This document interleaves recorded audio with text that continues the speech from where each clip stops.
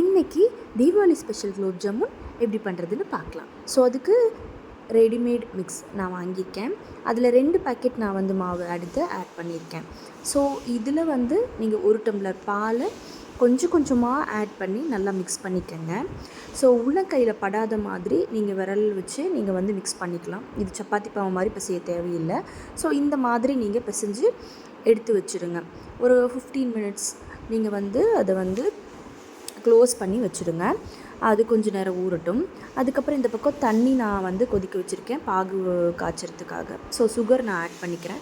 So உங்களுக்கு தேவையான அளவு சுகர் நீங்கள் ஆட் பண்ணிக்கோங்க.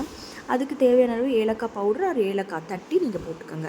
ஸோ இங்கே பார்த்தீங்கன்னா அந்த மாவு ஒரு ஆஃப்டர் 15 மினிட்ஸ் கழித்து அதை நான் எடுத்து சின்ன சின்ன உருண்டையாக இந்த மாதிரி சின்ன சின்ன உருண்டையாக நான் வந்து உருட்டி வச்சுருக்கேன். ஸோ இங்கே நம்ம எண்ணெய் நம்ம வந்து மிதமான சூட்டில் நம்ம வந்து எடுத்து வச்சுக்கணும், காய வச்சு வச்சுக்கணும். ரொம்ப சூடாக இருக்கக்கூடாது. ஸோ ரொம்ப லைட் சூடாக இருக்கும் போது நம்ம இந்த மாதிரி ஒவ்வொரு உருண்டையாக போட்டு நம்ம பொரித்து எடுத்துக்கலாம். ஸோ ஃப்ளேம் கம்மியாகவே இருக்கட்டும், அப்போ தான் உங்களுக்கு நல்லா உள்ளெல்லாம் வெந்து வரும். இப்போ பார்த்திங்கன்னா ஆறுனதுக்கப்புறம் ஜீராவும் ஆறி இருக்கணும், நம்ம குலோப் ஜாமுன் பொரிச்சதும் ஆறி இருக்கணும். அதை எடுத்து ஜீராவில் போட்டு வச்சுக்கோங்க. ஒரு 2-3 ஹவர்ஸ் கழித்து நீங்கள் சாப்பிடலாம். நைட் ஃபுல்லாக வச்சு மார்னிங் எடுத்து சாப்பிட்லாம். தேங்க்யூ.